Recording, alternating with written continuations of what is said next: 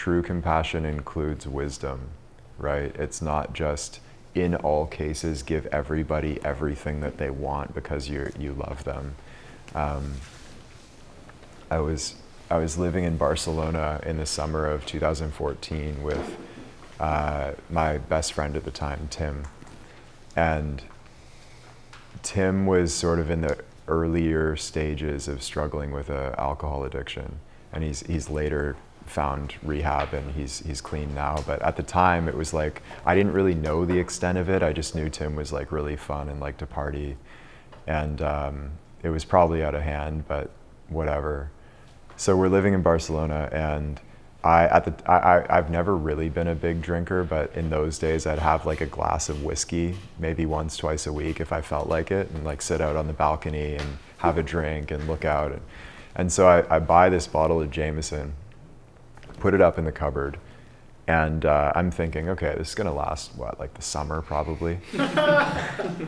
And the next morning, I came downstairs and there was like this much left.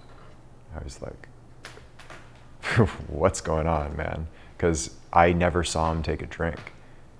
And he had done it like somehow behind my back, or I was like, we just went to bed? Like, what's going on? And so if this is this is a little bit, I don't know, brash, but there's a teacher, Chongyam Trungpa, used to call this idiot compassion, where you just give everybody what they want because you love and you want them to have everything. And so idiot compassion would be buy them another bottle. It's empty. Wisdom compassion would be sit them down. What's going on? You don't get to touch that bottle. If you want the best for them, actually. And be careful with that, obviously, because again, how are we to know what's best for anybody? But you do take your best judgment on that. And so if I'm feeling like in that moment back at the retreat where he grabs my arm and I'm like, okay, be compassionate, or he's disrupting the retreat, maybe I need to take him outside and tell him a little bit more like intently, hey, you can't do that. That's still compassion.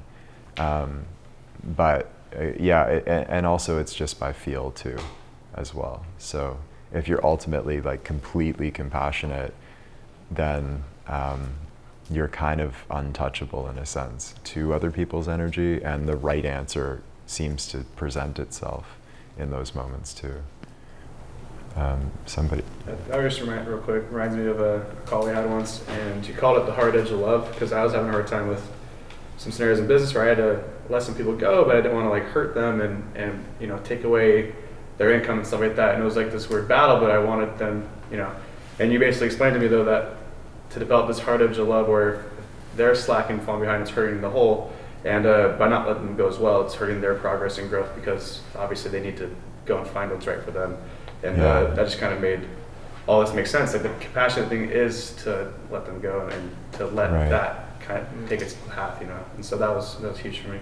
Yeah, I remember that. What did I call it? The hard edge of love? Yeah. That sounds cool.